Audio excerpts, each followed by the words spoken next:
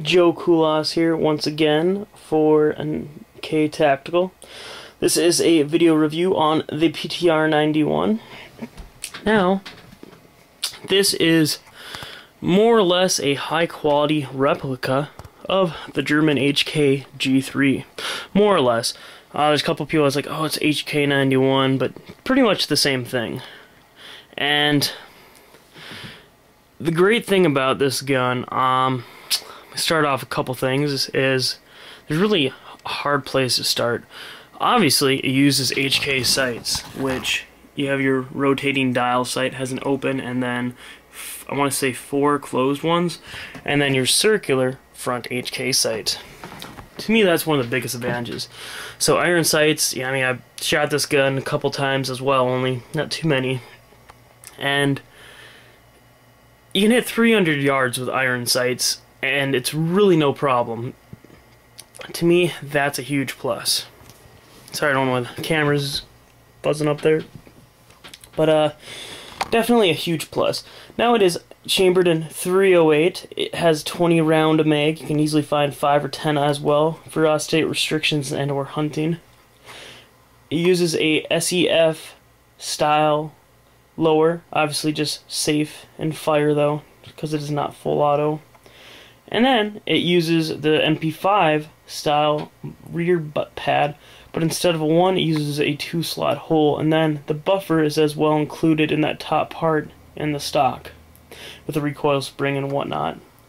Now, one of the very neat things about this gun is, again, this is more of the original style, is the bipod. This flops right in here. The bipod flops right into the handguard. And then I got mine. This is an HK handguard, by the way, with a front rail with it. And then it has the sling loop right there. Now the PTR-91s, I don't know if it's for law, law-wise or copyright infringement, but they went with an aluminum handguard here. And it's not bad. It's very rail accessible. You can buy $5–10 aftermarket rails, and it works on there. It's actually surprisingly comfortable. But they went with an aluminum one, which to me is just kind of, it's a little on the heavier side, and this is a heavier gun as well. But that's what they went with, and like I said, I got a HK on here. You can get them in green or black, or I think 1 or 2 other colors. So, alright, cocking mechanism. It's actually a fold out. A little hard to do, it just, the way I'm angled. But, okay, trying to get the best view on this. Alright. Oh yeah. Sorry about this. This is just not very well. Gotta kind of have it at least pasted on. It folds out just a little bit there, and it's actually really easy. But just obviously nothing holding it back, so it's just slid there. But it comes back, and you just rack it back, and then when you flip it forward, it just whoosh, just like that. And it uses a roller block delayed function. Now, I'm gonna make a separate video to kind of explain that, so this one isn't going too terribly long. And the roller block delayed function, now, I mean, it definitely makes this a sniper rifle and a combat rifle. A very heavy combat rifle, but it makes one. And a very neat thing as well, I'm actually gonna take the scope off real quick.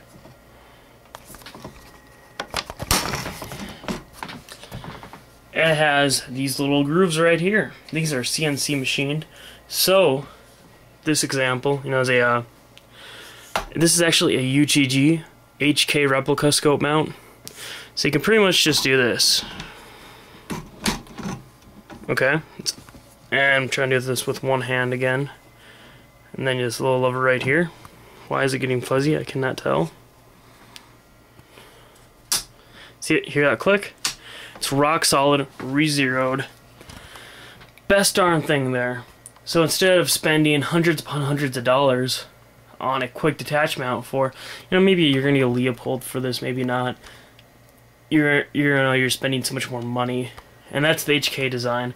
UTG made a copy. I don't know if it's very good. I've never had a problem with it. I've fired about 200 rounds through this gun as well, and then I have a UAG scope on there. Not great quality, but not bad. So, but the great thing about this gun as well.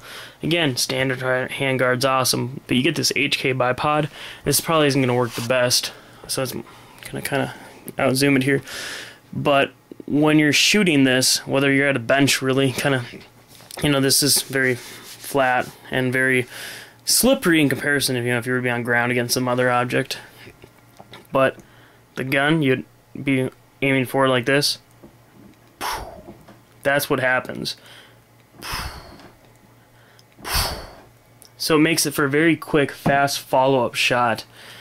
And how the HK handguard, again, I've noticed the best one like lying down on the ground. Benches, it's pretty decent, but it can slide a little. So that's kind of a downfall to it. But it makes for an extraordinarily fast repetition sniper rifle. And again, you're shooting 308, so shooting distance is not a problem. And again, it folds up into the forearm, so that's obviously a great thing as well. I think that's really all to say about this gun. Also, I'm selling this one again just because of some financial problems. But I know if I sell this or my M16, preferably my M16, because I love this for hunting, you know, or more or less precision, because as PTR stands for precision target rifle, it's accurate as could be, and it's 308. You know, so obviously it's just great for knockdown power. But again, this one I will be selling a little bit closer to value compared to the M16. So if you have any questions, feel free to ask.